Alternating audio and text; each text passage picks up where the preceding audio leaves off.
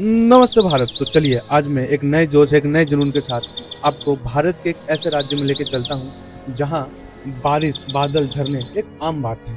तो भारत के उत्तर पूर्वी कोने में जहाँ बादल धरती पर उतरते हैं, वहाँ एक ऐसा रहस्यमय राज्य है जिसे बादलों का निवास कहा जाता है। यह है मेघालय। पर क्या आप जानते हैं, यहाँ सिर्फ बादलों का घर नहीं बल्कि कई अद्भुत रहस्यमय खजाना है। तो मेघालय दुनिया में सबसे अधिक वर्षा वाले स्थानों चेरापूंजी और मौसिनराम का घर है। यहाँ बारिश सिर्फ मौसम नहीं बल्कि जीवन शैली है जो यहाँ की हरियाली को सृजती है। इसी बारिश के कारण आपको मेघालय में अनगिनत झरने मिलेंगे जिसका नज़ारा एक अद्भुत होता है।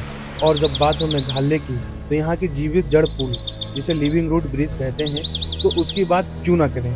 यहाँ के स्थानीय लोगों ने सदियों पहले पेड़ों की जड़ों को मोड़कर ऐसा पुल बनाया जो 500 साल तक जीवित रह सकता है। यह पुल सिर्फ इंजीनियरिंग नहीं बल्कि मनुष्य और प्रकृति के बीच का अस्तित्व का जीता जागता उदाहरण है। मेघालय भारत के कुछ चुनिंदा मात्र सत्तात्मक समाजों में से एक है जहां खासी, गारो और जंतिया जनजातियों में वंश माँ के नाम चलता है और महिलाएं समाज में एक महत्वपूर्ण भूमिका निभाती हैं, जिनके त्यौहार और परंपराएं उनकी समृद्ध विरासत और प्रकृति के प्रति उनके गहरे सम्मान को दर्शाता है। फिर आता है मावलिंगनोंग, जिसे अक्सर एशिया का सबसे स्वच्छ गांव कहा जाता है। यह स्वच्छता सिर्फ एक नियम नहीं बल्कि जीवन शैली है। हर घर में कचरा अलग किया जाता है, प्लास्टिक का उपयोग न्यूनतम है और ग्रामीण स्वयं अपने पर्यावरण को बचाने के लिए प्रतिवादी हैं। यह गांव एक प्रेरणा है कैसे एक छोटा समुदाय भी बड़ा बदलाव ला सकता है।